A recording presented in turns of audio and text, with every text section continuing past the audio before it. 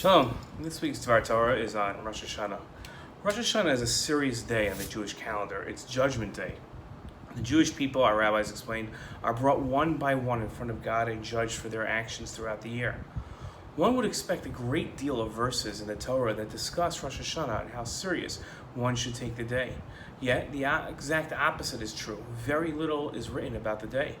When the Torah discusses Rosh Hashanah, it reads, "The Lord spoke to Moshe and he said, Speak to the Jewish people and tell them, in the 7th month, on the first day of the month, you shall observe a complete rest, a sacred occasion, a remembrance with loud shofar blasts." In this verse, we find Rosh Hashanah described with 3 characteristics.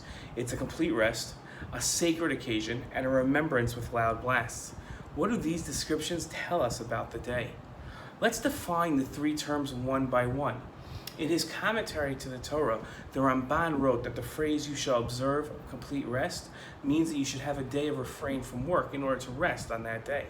In his introduction to the laws of commemorate, the Rambam wrote, "A sacred occasion, Mikra Kodesh, means that the day was a time when the festival offerings were brought in the temple, and it is forbidden to perform labor during this period, so that these days will not be regarded as ordinary weekdays that are not endowed with sanctity at all."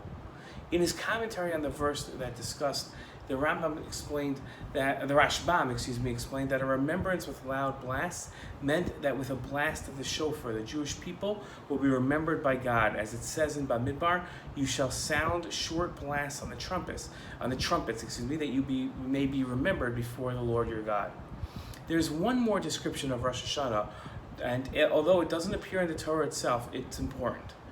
In his laws of Hallel, the Rambam explained that Hallel isn't recited on Rosh Hashanah and Yom Kippur when it is mentioned on all other festivals. Rambam wrote, "Hallel is not recited on Rosh Hashanah and Yom Kippur since they are days of repentance, awe, and fear, and are not days of extra happiness." The Rambam's source is the following passage from the Talmud. Hallel is not recited on those days due to the statement of Rabbi Abahu. Rabbi Abahu said that the ministering angels said before God, "Master of the universe, for what reason do the Jewish people not recite Hallel before you on Rosh Hashanah and Yom Kippur?"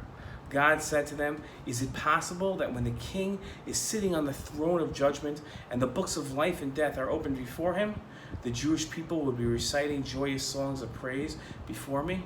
Is it appropriate?" Rosh Hashanah is a multi-faceted day that combines many aspects of different sacred days. It is a day of rest just like Shabbat, a day of sanctity just like Yom Tov, a day to be remembered before God, and a day of awe and fear. The personal challenge for the Jew on Rosh Hashanah is to combine all aspects of the day and commemorate each aspect simultaneously. It isn't easy, but it is doable, and the combination of simultaneous characteristics makes the day the most meaningful of the year. Shana Tova.